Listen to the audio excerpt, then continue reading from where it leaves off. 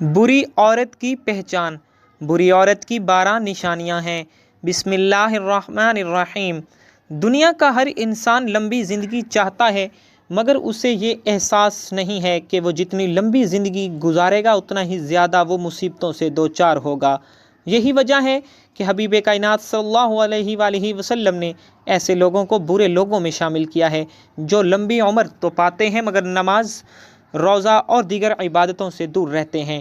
جیسا کہ ابو بکر رضی اللہ تعالیٰ عنہ بیان کرتے ہیں کہ ایک آدمی آپ صلی اللہ علیہ وآلہ وسلم کے پاس آیا اور سوال کیا کہ اللہ کے نبی صلی اللہ علیہ وآلہ وسلم، لوگوں میں سب سے بہتر کون ہے؟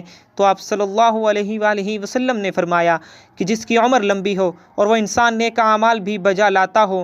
پھر اس نے سوال کیا کہ اے اللہ کے نبی اکرم صلی اللہ علیہ وآلہ وسلم، آپ یہ بھی بتا دیں کہ لوگوں میں سب سے برا کون ہے؟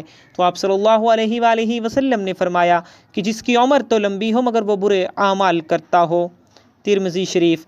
ناظرین، جیسا کہ ہم سب جانتے ہیں کہ 5 انگلیاں برابر نہیں ہوتیں، اسی طرح سب انسان بھی ایک جیسے نہیں ہوتے۔ آج کی یہ ویڈیو ان بری عورتوں کے لیے ہے جن کی وجہ سے اچھی عورتیں بھی بدنام ہو جاتی ہیں۔ 3 عادتیں عورت کو قبر سے سیدھا جہنم میں لے کے جائیں گی۔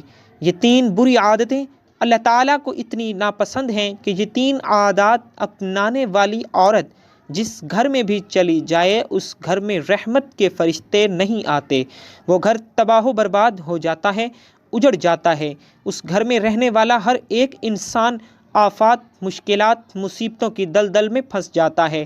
فرمایا ہر ایک عورت سے شادی کرنا مگر 3 عادتیں اپنانے والی لڑکی سے شادی نہ کرنا، ورنہ تمہارا ہنستا بستا گھر اجڑ جائے گا، تمہارا جنت کا ٹکڑا گھر جہنم کے گڑھوں میں سے گڑھا بن جائے گا۔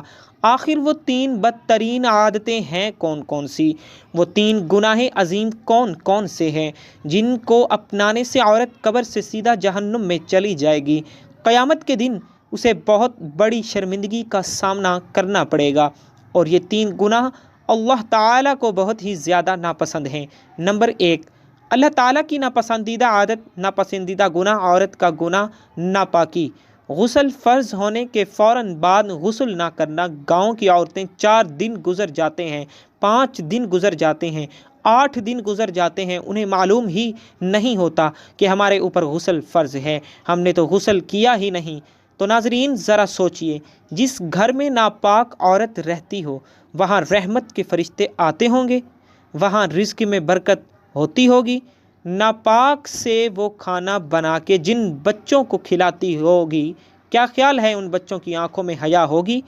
ان بچوں کی آنکھوں میں غیرت ہوگی؟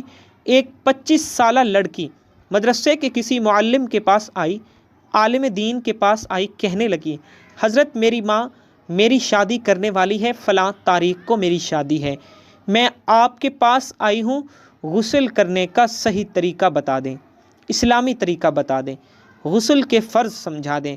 حضرت نے پوچھا کہ آپ کی عمر کتنی ہے؟ اس نے کہا 25 سال۔ بزرگ نے فرمایا 25 سال ہو گئے آپ کو غسل کرنے کا طریقہ نہیں آتا؟ لڑکی نے کہا نہیں آتا۔ بزرگ کہنے لگے 15 سال سے آپ بالغ ہو گئی ہو، تو 15 سال سے 25 سال تک آپ نے کتنی تعلیم حاصل کر لی؟ اس نے کہا ایم اے انگلش کر لیا ہے۔ بزرگ کہنے لگے تو نے ایم اے انگلش تو کر لیا، 10 سال تو نے ناپاکی میں گزارے، غسل کے فرض نہ جان سکی۔ مجھے بتاؤ، جس لڑکی نے پورے 10 سال اس طرح ناپاکی میں گزار دیے، حالانکہ ہر ماہ میں ایام کے بعد غسل فرض ہو جاتا ہے، لڑکی کو ہر حال میں غسل کرنا ہوتا ہے اور صحیح طریقے سے غسل کرنا ہوتا ہے۔ معلم نے کہا اس کا مطلب 10 سال گزر گئے آپ نے غسل ہی نہیں کیا، 10 سال آپ نے ناپاکی میں گزارے، آپ نے ABC تو پڑھ لی، ایم اے انگلش بھی کر لیا، کاش کہ تو غسل کے فرائض بھی جان لیتی۔ اور جو عورت غسل کرنا نہیں جانتی اسے کلمے آتے ہوں گے کیا؟ جس عورت کو 6 کلمے نہیں آتے، کیا خیال ہے اسے نماز کا طریقہ آتا ہوگا؟ جس عورت کو نماز کا طریقہ ہی نہیں آتا، کیا وہ نماز پڑھتی ہوگی؟ جس کو نماز پڑھنے کا طریقہ ہی نہیں آتا، کیا اسے اللہ کی پہچان ہوگی؟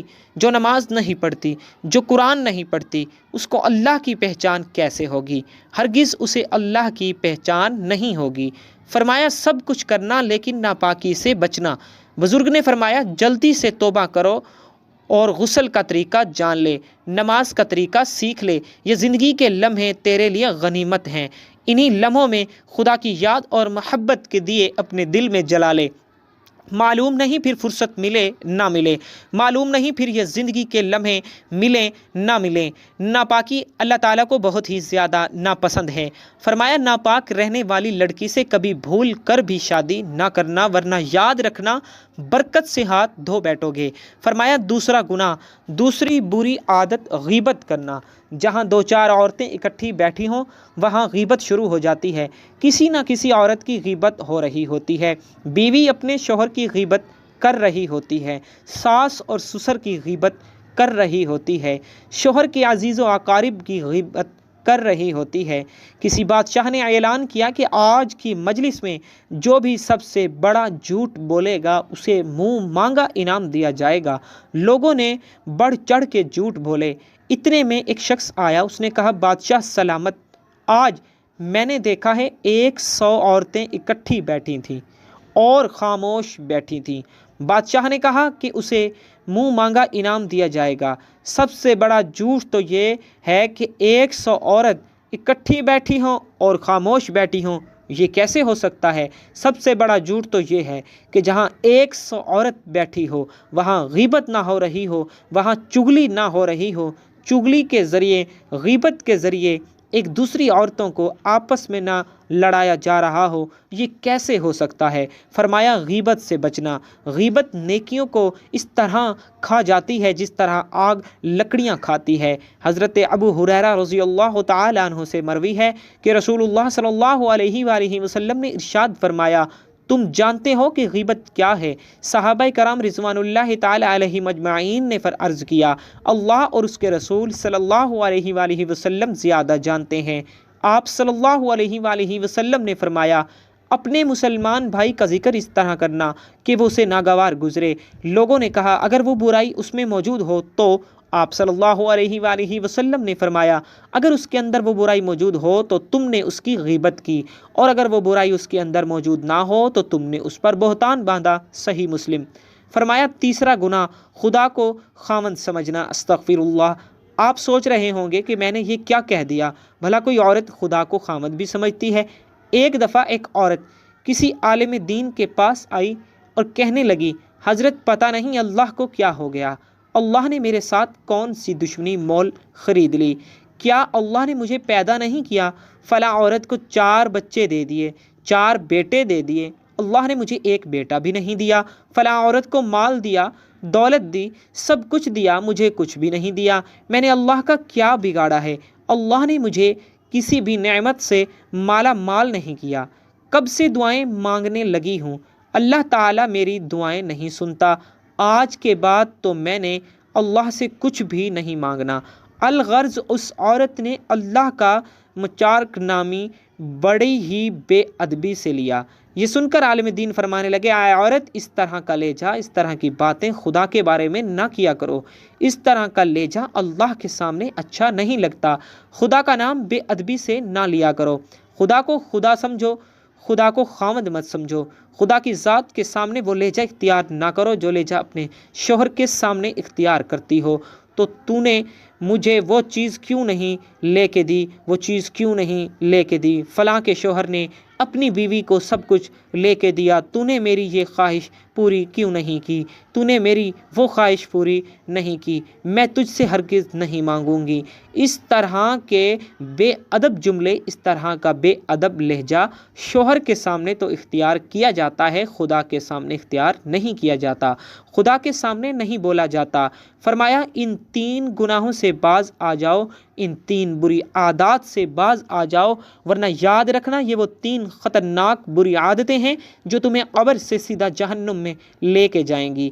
گناہ سے بچنے کے لیے مضبوط ہمت اور پختہ ارادہ چاہیے۔ اس کا طریقہ یہ ہے کہ آپ لوگ نیک ماحول اور صحبت اختیار کریں، اور اگر ان گناہوں سے بچنا مشکل ہو رہا ہو تو یہ سوچیں کہ اگر اس گناہ کے کرتے وقت مجھے میرے والدین یا کوئی بھی ایسے رشتہ دار اور تعلق والے شخص نے جس سے انسان اپنا گناہ چھپانا چاہے، مثلا اساتذہ یا شاگرد وغیرہ دیکھ لیا تو کیا میں ان کے سامنے یہ گناہ کر سکوں گا یا شرمندہ ہوں گا؟ پھر یہ سوچیں کہ جب میں والدین کے سامنے گناہ سے شرماتا ہوں تو اللہ تعالیٰ جو ہر وقت مجھے دیکھ رہے ہیں، جو میرے خالق ہیں، جو میرے مالک ہیں اور حقیقی محسن ہیں اور حساب و کتاب پر مکمل قادر ہیں، ان کے سامنے میں کس منہ سے حاضر ہوں گا؟